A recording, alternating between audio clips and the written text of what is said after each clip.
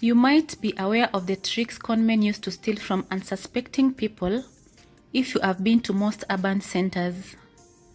Conmen are always devising new tricks of robbing people of their hard-earned cash. Today, I'll be sharing with you some of the most common tricks that they use to steal from unsuspecting Kenyans. Before we continue, I would like to welcome you to my channel. If this is your first time here, you are most welcome. Remember to subscribe and hit the notification bell so that you are notified every time I upload a new video. To the returning subscribers, welcome back. The first trick is, a guy will pretend and drop a coin in a Matatu, and your good self helps in collecting them for him or her. As you do this, your pockets or bag is emptied in seconds, and off they go even before you realize it. So while in public transport, just mind your own business. Trick number 2. While in a Matatu, guys suddenly shout there is a crackdown and people should fasten their safety belts. As you struggle to look for your own, your pocket will be emptied in a flash of a second. So this is to tell you that you should always be aware of what is happening around you when in public. Trick number 3. You should be careful with guys reading newspapers in Matatus, spreading them to you or carrying big envelopes and placing them covering you or part of your bag. A lot could happen under that envelope if you are not aware of your surrounding. So next time you see such people, ask them to just use their space. Trick number 4. You enter in a Matatu, the conductor or some guy tells you to move because he wants to pick something and seems like he is struggling to pick for sure. As you also wonder what is happening, amidst the confusion, they tell you your phone has fallen, that you should alight and pick it. When they tell you so, they have already stolen the phone or any other valuable you had, including money. So you should keep your things in order whenever you enter Matatus in Kenya. Trick number 5. A guy drops an envelope with cash and another picks it up as you watch. He asks you to go and share. When you accept, you'll be taken to a corridor and be robbed of whatever you have. Usually the envelope contains papers and a single visible note of money. So the bottom line is not to pick things for people in the streets. Trick number 6. An aged lady will approach you and request you to dial a number for her son to pick her up.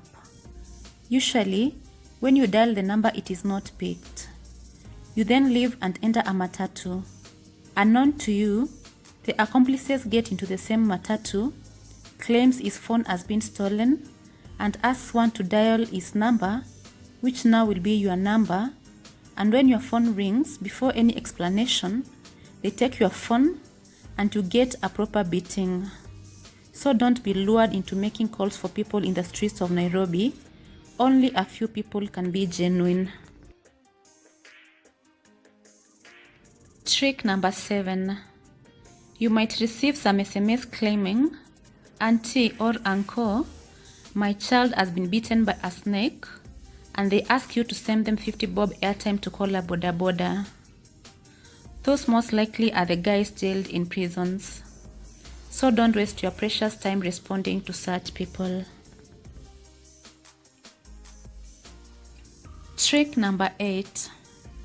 You receive a call from a person claiming to be from Safaricom who wants to activate an M-Pesa service for you where you can reverse money directly in case you send to the wrong number. The guy will tell you to go to ATM withdrawal in the M-Pesa menu and key in either 555 555 or 286 286, which are PesaPoint and Equity agent numbers respectively. You get an authorization code which they ask you to read for them to finish the activation service for you.